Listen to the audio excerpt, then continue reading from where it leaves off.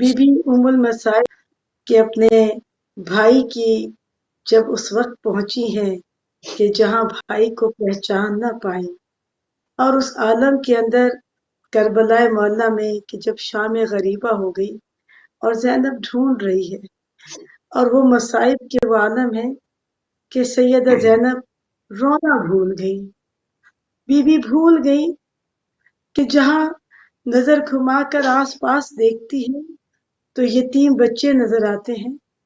Karbala मौला के उस दश्त नैनवा में शहदा के लाशें नजर आते हैं। उन लाशों के दरमियान में बीबी बच्चों को ढूंढ रही है। अब वो अपने माजाए का मातम करे, अली अकबर का मातम करे, औनो मोहम्मद का मातम करे, या अपने गाजी भाई अब्बास का मातम करे। ऐसे आलम में जब रोना भूल जाए ना, वहां मसाइब की वो इंतहा होती है कि जहां आंसू खुश्क हो जाते हैं। और फिर हम रिवायतों में, तारीख में देखते हैं कि बीबी जब करबला से कैद करके ले जाया जा रहा है, हाथ पसे पुष्ट पसे गर्दन बंधे हुए हैं, और जब उस मजरूह लाशे के पास से गरीब नैनवा अब अब्दुल्ला हुसैन की लाश के पास से गुजारा जा रहा है, तो मक्ता लिखता है कि ज़ैनब ने खुद को ऊंट की पूंछ से गिरा दिया। अब देखिए, यहाँ दो मंजर याद आते हैं, एक गाजी का गिरना याद आता है और एक ज़ैनब कुबरा का गिरना याद आता है। और ये दोनों ऐसे ही है कि जब गाजी गिरे हैं घोड़े की पूंछ से तो दोनों बाजू नहीं थे, और जब ज़ैनब ऊंट की पूंछ से जमीन पर आई हैं अपने माजाए से आखिरी मुलाकात के लिए, तो पसे गर्दन हाथ बंधे हुए हैं। किस तरह से ज़ैनब गिरी होगी, कैसे माजाए की लाश पर ज़ैनब पहुंची होगी, कैसे बीबी ने विदा किया होगा उस मंजर को, कि अगर हम 1400 बरस पीछे मुड़कर देखें और खुद को, और मैं समझती हूँ कि इस तस्वर को हम कायम कर सकते हैं, क्योंकि इसी तस्वुर के साथ खुदाए करीम ने हमें हयात अता की है, जिंदगी अता की है। हमारी जिंदगी का मकसद यही है कि हमने उस अजादारी को लिया, उस मजलिस अजा को लिया, उस जिक्र को लिया ज़ैनब कुबरा से। बीवी ने सिखाया कि मातम कैसे करते हैं। बीवी ने बताया, आओ मैं तुम्हें बताऊं, मेरा माजाया हुसैन कितना गरीब था।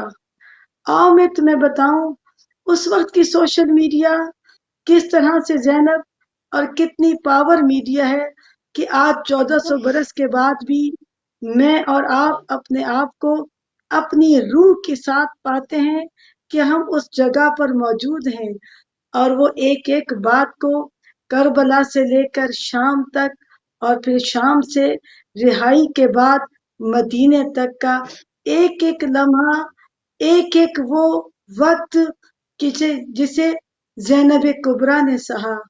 बीवी वो ऐसी चशमदीद बताने वालों में से है कि जहां आंसुओं की वो लड़ी है कि जिसके बाद हमारी आंखों से आंसू इसीलिए जारी होते हैं कि हम बीवी के बताए हुए उस हर मंजर को याद भी करते हैं।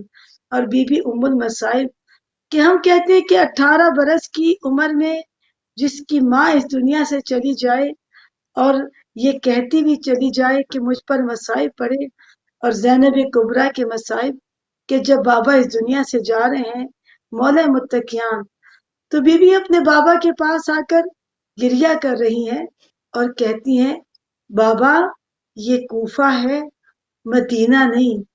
बाबा ये परदेश है, देश नहीं।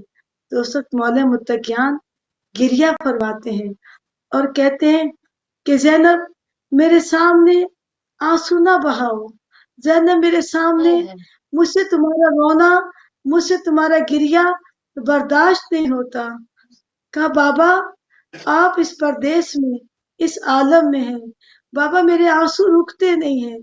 تو مولا متقیان کریا فرما کر کہتے ہیں کہ زینب تمہارے رونے کا زمانہ بڑا طولانی ہے.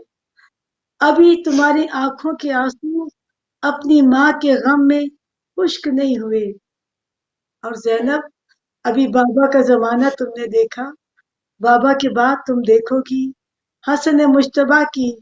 یہ وہ بیوی ہے ام المصائب، کیسی بہن ہے، کیسی بیٹی ہے، کیسی ماں ہے کہ جس کی زندگی میں صرف مصائب کے کچھ ہی نہیں، کہ جو بیوی مسکرانا بھول چکی ہے. اور بابا کہہ رہے ہیں کہ ابھی تم مجھے دیکھ رہی ہو. اس کے بعد زینب حسن مجتبیٰ کی یہ وہ بہن ہے کہ کوئی بہن ایسی نہ ہوگی کہ جس کے ماں جائے کا لاشا، اس کا جنازہ قبرستان سے دفن کی جگہ سے پلٹا کر واپس گھر لایا جائے. اس بی بی کا کیا عالم ہوگا. وہ بہن، وہ ماں جائی جب اپنے بھائی کے جنازے پر پہنچی، اس جنازے کو واپس گھر لایا گیا امام حسن مجتبیٰ کا. تو یہ جملے ہیں زینب کبریٰ ام المصائب. بی بی کہتی ہے میرے ماں جائے کا تو سفید کفن تھا، یہ سرخ کفن کیسے کر دیا. اور اس منظر کو دیکھیں کہ صرف جنازہ سرخ ہو کر نہیں آیا بلکہ تیر پیوست تھے. یہ زینب ہے کہ جو رو رہی ہے اور اپنے ماجائے کے جسم سے تیروں کو نکالتی چلی جا رہی ہے. اس سے بڑھ کر مصائب کیا ہوں گے.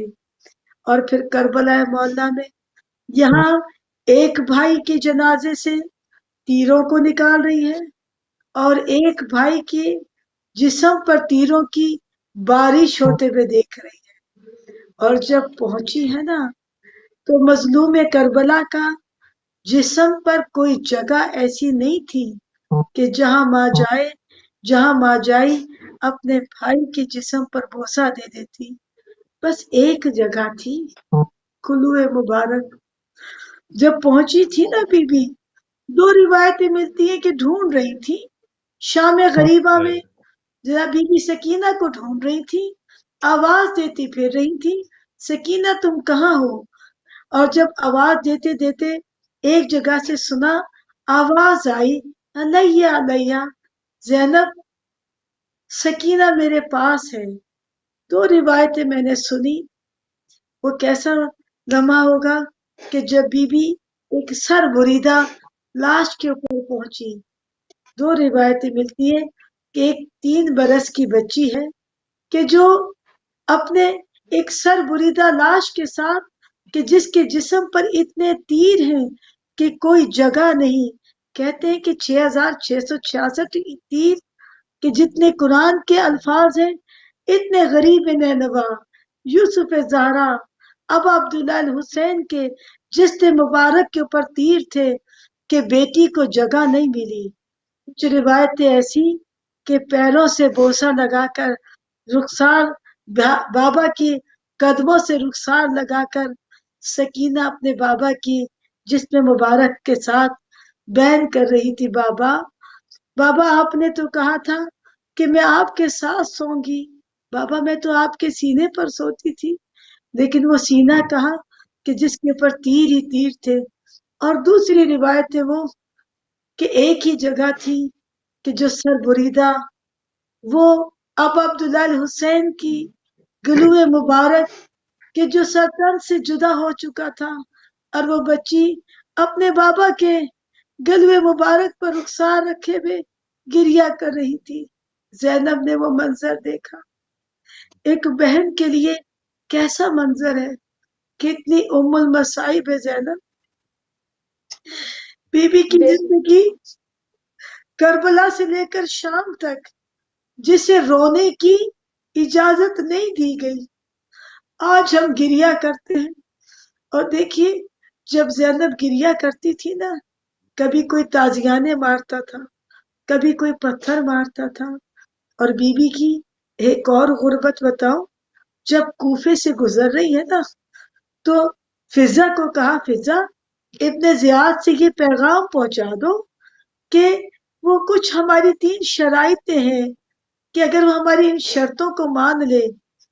تو جب یہ پیغام ابن زیاد تک پہنچا تو کہا کہ فضا زینب سے کہو کہ وہ اپنی حیثیت بھول گئی ہے کہ وہ یہ شرائط پیش کر رہی ہے.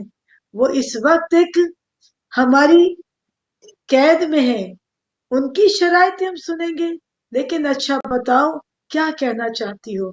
فضا کہتی ہے کہ میری شہزادی نے کہا ہے کہ یہ کوفہ جو ہے نا، یہاں میرے بابا کی شاہی تھی.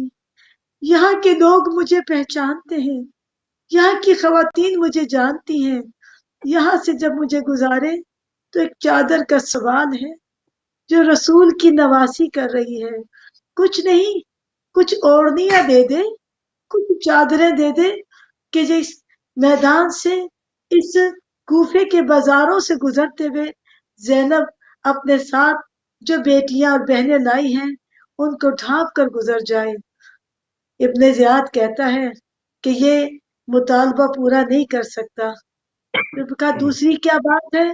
فضا کہتی ہے کہ اچھا پھر ایسا کرو کہ اس قافلے کو ایسی جگہ سے گزارو کہ جہاں لوگ نہ ہو، جہاں مجمع نہ ہو، جہاں بازار نہ ہو. ابن زیاد کہتا ہے کہ ایسا بھی نہیں ہو سکتا. کہا کہ پھر ایک اور بات کر لو کہ پھر یہ کرنا، آگے آگے کٹے ہوئے سروں کو رکھنا اور پیچھے پیچھے برہنہ سروں کو رکھنا تاکہ بازار والوں کی نظریں کٹے ہوئے سروں پر پڑے، ہم کھلے سروں نہ پڑے. تینوں باتیں پوری نہ کی گئی. ہر سر کے ساتھ ہر چاہنے والی کا وہ اونٹ موجود تھا جس کے اوپر بے مکنا و چادر بیویاں موجود تھی. یہ ام المصائب بی بی، ہر وہ جگہ کہ جہاں جہاں سے زینب کی سواری جاتی تھی مناتی ہوتی تھی آؤ جس نے بدلہ لینا ہے، یہ باغیوں کا قافلہ ہے، یہ باغیوں کو قید کر کے لے جایا جا رہا ہے. بی بی اس جملوں کو یاد کرتی ہے. وہاں میرے بابا کی شاہی تھی جہاں سے زینب کو اس عالم میں گزارا گیا. آج ہم پرسہ پیش کرتے ہیں. مجھے یاد آتا ہے مظلوم کربلا کا وہ وارث سید سجاد کہ جہاں مولا سے کسی نے پوچھا کہ مولا سب سے زیادہ مسائل کہاں پر گزرے تو مولا سید سجاد کربلا کا نام نہیں لیتے، 3 مرتبہ کہا الشام الشام الشام. 3 مرتبہ کیوں کہا؟ شام کا بازار تھا، شام کا دربار تھا، شام کا زندان تھا اور زہرا کی بیٹیاں تھیں. باب 7 تھا، علی کی بیٹی 30 گھنٹے اس باب 7 کے اوپر انتظار کرتی رہی. انتظار کیوں ہو رہا تھا؟ بازار سجایا جا رہا تھا کہ باغیوں کا قافلہ گزارا جائے گا. یہ وہ جگہیں ہیں آج جب زائرین جاتے ہیں تو ہر اس جگہ کے اوپر جب قدم رکھتے ہیں تو 1400 برس کا سفر طے کر کر پہنچتے ہیں اور یاد کرتے ہیں کہ یہاں سے ہماری بی بی گزری ہوگی. پرسہ پیش کرتے ہیں حجت خدا امام زمانہ علیہ السلام کی بارگاہ میں کہ جن کے لیے مولا فرماتے ہیں میرا سلام ہو ان بے مکنا و چادر بیبیوں کے اوپر کہ جنہیں کربلا سے شام تک ایسے پھرایا گیا کہ جیسے ترک و یلم کے غلام اور کنیزیں ہوا کرتی ہیں. میں چاہوں گی کاشف ہمارے ساتھ موجود ہیں کہ کچھ اشعار ان مناظروں کو اپنے اشعار میں کہ جہاں وہ ایسے معاملات ہوئے کہ جہاں ہر انداز میں انسان اپنا اپنا پرسہ پیش کرتا ہے اور انہیں پسند ہے.